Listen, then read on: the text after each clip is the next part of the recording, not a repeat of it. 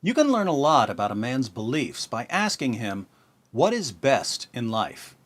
Once upon a time, a general said to his warriors, What is best in life?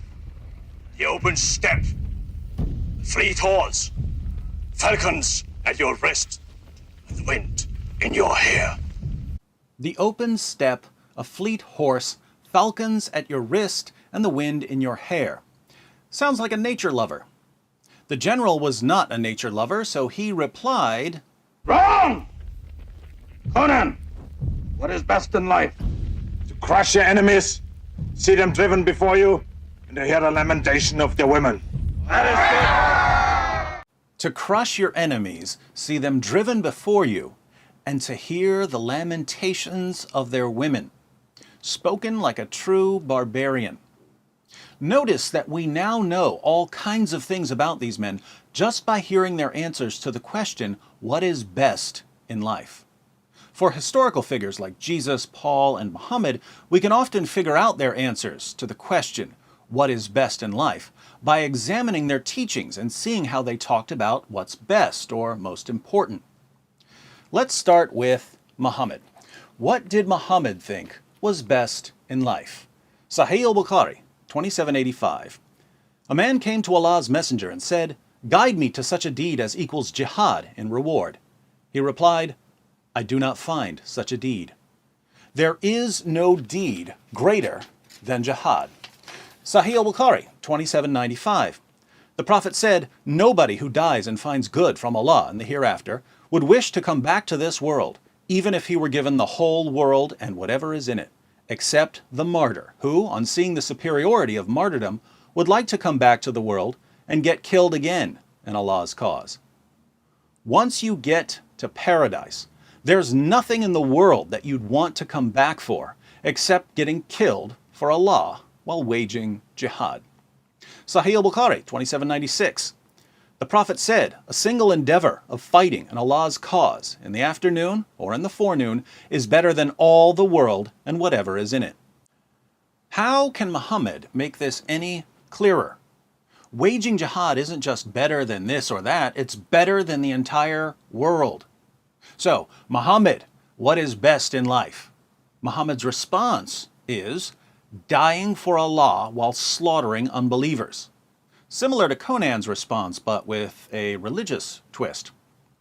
What happens when we ask Jesus the same question? Well, Jesus was never asked what is best in life, but he was asked a similar question. In Mark 12, one of the scribes asks Jesus, "What is the greatest commandment?" There are commandments about every aspect of life, but what's the best commandment? Jesus answers, "The foremost is, Hear, O Israel, the Lord our God is one Lord, and you shall love the Lord your God with all your heart, and with all your soul, and with all your mind, and with all your strength. The second is this, you shall love your neighbor as yourself. There is no other commandment greater than these." The greatest commandments, according to Jesus, are to love God and to love your neighbor. So, Jesus, what is best in life? Jesus' response is loving God and loving others. What about the Apostle Paul? We have Paul's answer to the question, what is best in life, in 1 Corinthians 13. The chapter is short, so I'll read it to you. Paul writes, "If I speak in the tongues of men and of angels, but have not love, I am only a resounding gong or a clanging cymbal. If I have the gift of prophecy, and can fathom all mysteries and all knowledge, and if I have a faith that can move mountains, but have not love, I am nothing. If I give all I possess to the poor, and surrender my body to the flames, but have not love, I gain nothing. Love is patient, love is kind, it does not envy, it does not boast, it is not proud. It is not rude, it is not self-seeking, it is not easily angered, it keeps no record of wrongs. Love does not delight in evil, but rejoices with the truth. It always protects, always trusts, always hopes, always perseveres. Love never fails, but where there are prophecies, they will cease. Where there are tongues, they will be stilled. Where there is knowledge, it will pass away. For we know in part, and we prophesy in part. But when perfection comes, the imperfect disappears. When I was a child, I talked like a child, I thought like a child, I reasoned like a child. When I became a man, I put childish ways behind me. Now we see but a poor reflection as in a mirror. Then we shall see face to face. Now I know in part, then I shall know fully, even as I am fully known. And now these three remain, faith, hope, and love. But the greatest of these is love. According to the Apostle Paul, what's the greatest thing in the world? Love. So, we've seen 5 answers to the question, what is best in life? The Catan warrior, the open steppe, a fleet horse, falcons at your wrist, and the wind in your hair. Wrong! Conan the barbarian, crushing your enemies, seeing them driven before you, and hearing the lamentations of their women. Wrong! Muhammad, dying while slaughtering unbelievers in the name of Allah. Wrong! Jesus, loving God and loving your neighbor. This is good. Paul, love. This is good. Now, we don't need to worry about the Catan warrior or Conan because they're fictional and don't have any followers. But roughly half the world's population believes in some combination of Muhammad, Jesus, and Paul.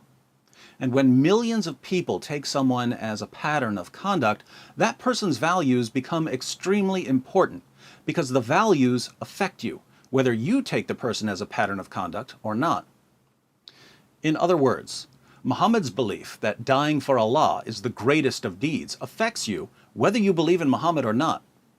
At the very least, it affects you through his followers. Likewise, the emphasis on love we find in the New Testament affects you whether you're Christian or not. You can complain about Jesus and Paul all you want, but you've already absorbed some of their values because their values have permeated society. They also keep people like me from agreeing with people like Conan.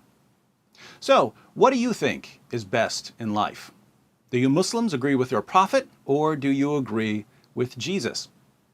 You Christians, who are required to agree with Jesus and Paul, have you really absorbed what they said about love?